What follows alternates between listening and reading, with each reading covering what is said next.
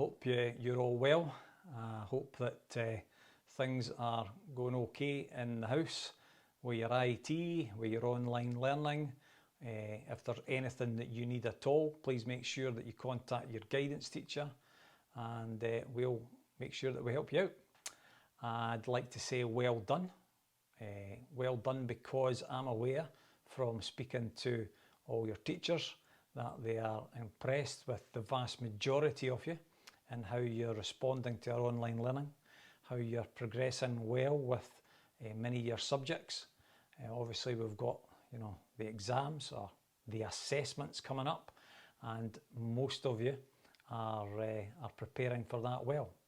Can I encourage you though to remember that you do need to attend every lesson, that you do need to take part in all the activities that your teachers are giving you, because all this continuous work that you're doing just now will be used to make sure that you get the level of certification, that pass that you really need.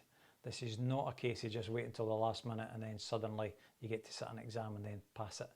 It's a continual effort that will get you all your passes. Okay, so keep engaging. You're doing well and keep going. We're nearly at that final hurdle. Of course, your departments should now be just concentrating on learning and teaching. Most of your assessments will come in to play after the Easter holidays. Clearly, the big change in the last week has been that we're now inviting lots of you back in just to do practical activities.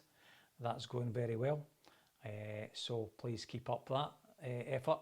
And so if you are invited in, please attend. It will be work that is essential, or your teachers would not have invited you back. So good luck with that.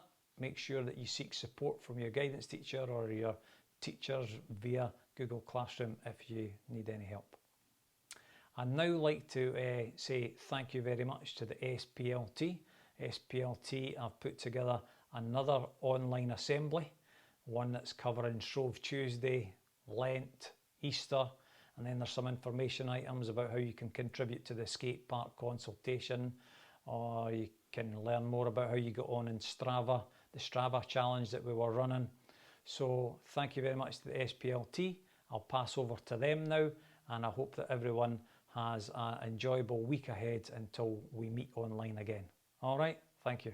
Welcome and hello. This is our February Assembly. In today's assembly, we'll be talking about Pancake Day, Lent and Easter.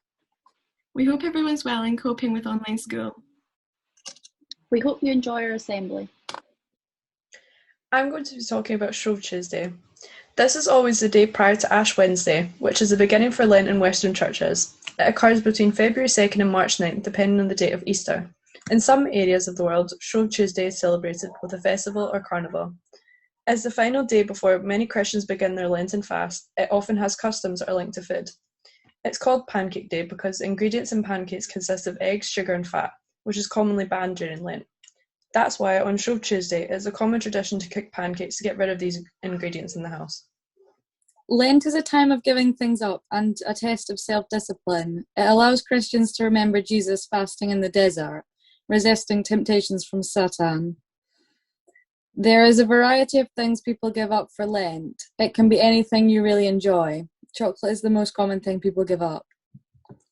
Lent is a period of 6 weeks or 46 days leading up to Easter.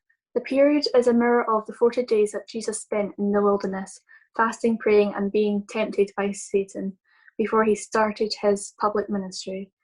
Lent starts after Shrove Tuesday, which is also known as Pancake Day, on Ash Wednesday and ends on Saturday before Easter Sunday.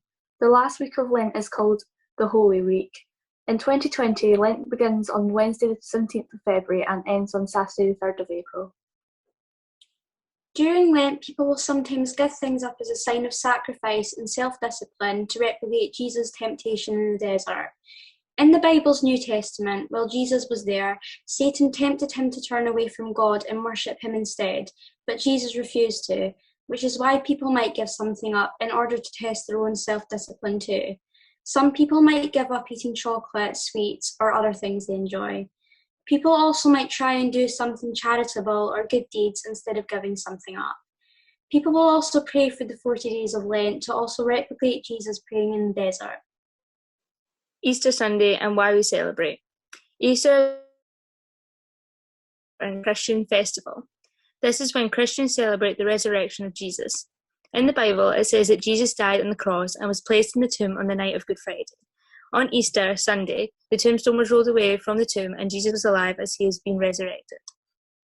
How we celebrate Easter. Some people choose to celebrate Easter by going to church where a special Easter service is held. At the service, hymns are sung and music is played. In the UK, it is very common to give chocolate eggs to friends and family. This is a very old tradition that started long before Christianity. We also celebrate by having Easter egg hunts and by rolling painted boiled eggs down a hill. Rolling eggs down a hill represents the stones rolling away from Jesus' tomb. In the past, egg rolling has taken place at the White House.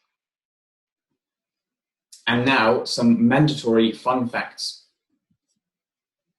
While always referred to as the 40 days of Lent, the actual length is 46 days, but 40 of these are fasting days and 6 are Sundays. Wow. In the Catholic tradition, followers do not eat meat from warm-blooded animals during Lent, but this has been relaxed to not eating meat on Fridays and Ash Wednesday now. Due to a portion of customers abstaining from meat for Lent, mischievous McDonald's created the Lent-approved cold-blooded meat fillet of fish that we know and love, not even a tiny little bit. Way back when, Christians totally abstained from things like lard, butter, and eggs, and one monk decided to make a wee rolled-up bread dough treat twisted like arms crossed over the chest in prayer, because in the Middle Ages, people prayed with their arms crossed over their chest rather than hands clasped. These Brezeln, or little arms in German, are the origins of the pretzel that we know today. And now, a scandalous plot twist. The popular story is completely unsubstantiated and almost definitely fictional. We now have our weekly announcements. World Book Day will take place on the 4th of March this year. There are lots of fun activities and great challenges on the World Book Day website that are great for keeping you occupied during lockdown. It's important to keep reading to keep your brain active as well. We just wanted to say thank you to everyone who's been submitting entries to our weekly challenges. It's been really good to see what everyone has been getting up to. Our next weekly challenge is a baking challenge. We would like you to make cupcakes decorated with your clan colours. These entries should be in for Monday the 1st of March at 3:30. Oban Community are currently working on getting a skate park for Oban. There is a survey being put out to help design the new skate park.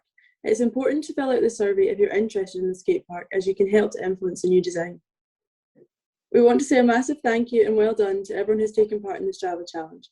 Although the challenge is now over, we want to encourage everyone to keep using Strava, as it's important to keep active, especially during lockdown.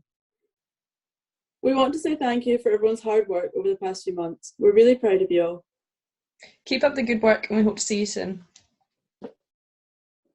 Thank you for watching. We hope you enjoyed the assembly.